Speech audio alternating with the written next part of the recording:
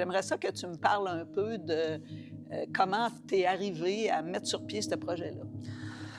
Le projet a commencé par l'achat du bâtiment qui était abandonné depuis 2 ans.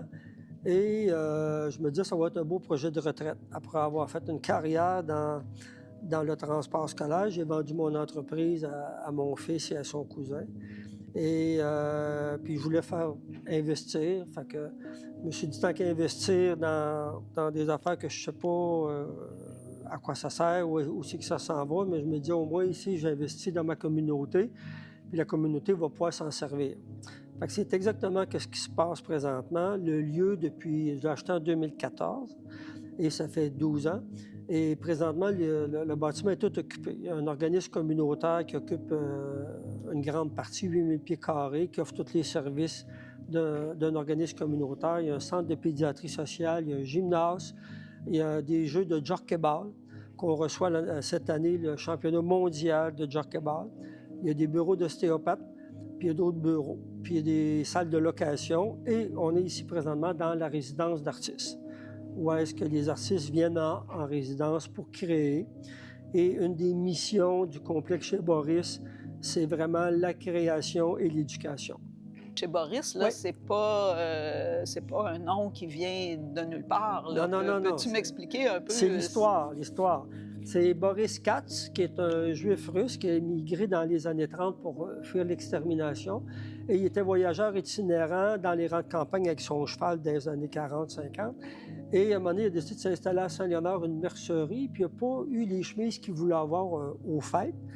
Et ici, il y avait un bâtiment qui s'appelait... c'est M. Allison qui confectionnait des overalls, des salopettes pour les cultivateurs. Fait que lui, il a pris ses couturières pendant un hiver, puis il a commencé à fabriquer ses propres chemises. Ça allait tellement bien qu'il a acheté le bâtiment et tranquillement, pas vite, il a développé avec son beau-frère qui était à Montréal. Et ils ont construit des bâtiments, puis il y a eu jusqu'à 250 femmes qui travaillaient ici dans le temps, qui fabriquaient des chemises de travail, des chemises propres, puis des jeans. En fait, c'était le plus grand employeur à l'époque de Saint-Léonard. Ouais, pour les femmes, surtout avant de se marier, c'était la place où les femmes venaient travailler ici, comme couturières, comme tailleuses, différents jobs. Là. C'est quand même assez fabuleux de penser que dans une petite place comme Saint-Léonard-d'Aston, il y a quelqu'un qui a eu l'idée de monter un projet comme ça puis de s'intéresser aux arts, parce qu'il y a quand même une résidence d'artistes ici. Ouais. On voit l'immense local, mais il y a aussi d'autres espaces où la population peut venir s'exprimer. Il y a un petit coin café-galerie. Ouais. Alors, d'où vient cet intérêt-là pour les arts visuels en particulier, mais aussi la musique, là? Bien, c'est avec le temps, avec ma blonde surtout. Nicole, elle aimait beaucoup les arts quand on s'est connus. Puis tranquillement, pas vite, au fil des voyages, de la vie, l'intérêt de l'art est venu.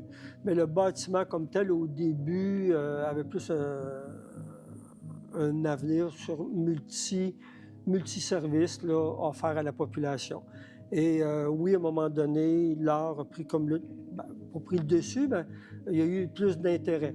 Puis je voyais qu'il y avait une demande quand même pour les artistes de faire des résidences, un lieu de création et aussi de médiation.